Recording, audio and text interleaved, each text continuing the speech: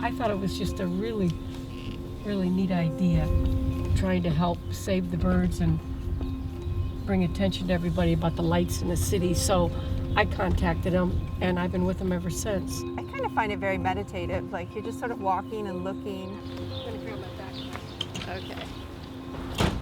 The purpose of our walk is to find birds that have accidentally flown into glass.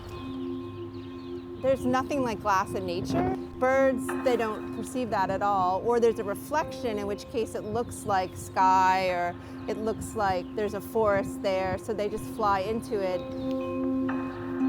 One of the mechanisms by which they migrate is starlight. So when there's a lot of light pollution, they're attracted down to the light, and it disorients them.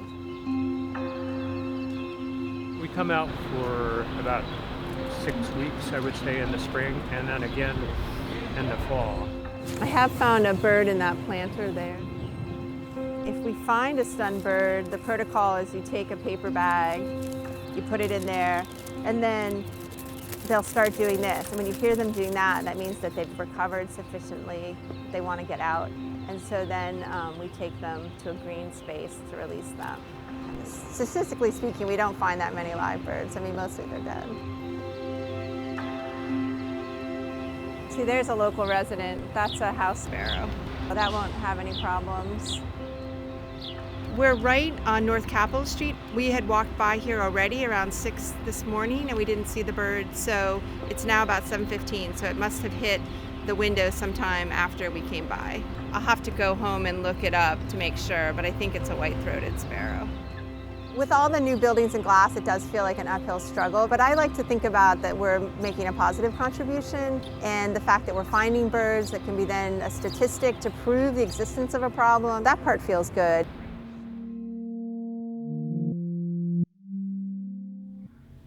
I would say it's heartbreaking. We never get over the sorrow of what this all means. We think the photographs will help motivate other people realize the gravity of the situation and want to help. One of the major wildlife issues in almost all cities is the incident of bird glass collisions. Migratory songbirds flying into glass buildings, and in probably 80% of the cases dying. So this is a brown thrasher you found at 800K? Yeah, it's beautiful, isn't it? Yeah. The birds that are collected come to a freezer where we keep them until the end of the year, at which point we take them all out, photograph them, which we use for publicity of the issue. Are these Coopers or? Yeah. And then we donate the carcasses to the Smithsonian. And they chase down other birds, so it could have even died while chasing another bird into a building. Yeah, that's what we assumed. Oh, so this is a ruby-throated hummingbird. It's either a female or it's the juvenile. This is a little saw-whet owl, so it flies at night and made the wrong turn this time. We found it at 800K Street Northwest. Wow. As sad as our mission is in picking up these dead birds, it does give you, if you're interested in bird anatomy and bird characteristics, it does give you the ability to look at these birds up close and spread their wings and look at all the features that you read about. This way I can get a lot of the detail here in a more complete way. Today is delivery day. We're taking all of the birds collected in the last year to the Smithsonian Institution. They will be stored temporarily in our freezer until we get a chance to do a complete inventory of what Jim has given us.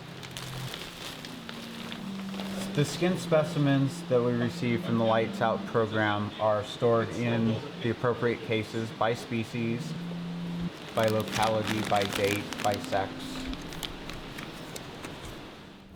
It does look like chaos.